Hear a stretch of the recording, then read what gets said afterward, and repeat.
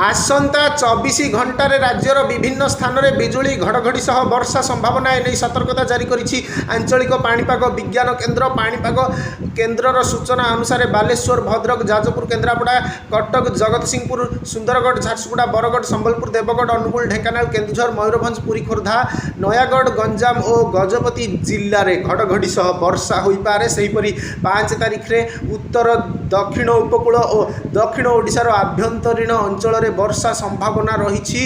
विशेषकर 6 रु वर्षा बढ़िबो और राखी पूर्णिमा रे मध्य ओडिशा भिजिबो बोली पाणीपाग विभाग पक्षर सूचना मिली। सेपटे पाणीपाग विशेषज्ञों सूचना अनुसार पश्चिम सहित उपकूल ओडिशा रे वर्षा हेबो एवं यह सप्ताहे पर्यंत लगी रहिबो। एही समय रे हालुकारु मध्यम धरणर वर्षा हेबो।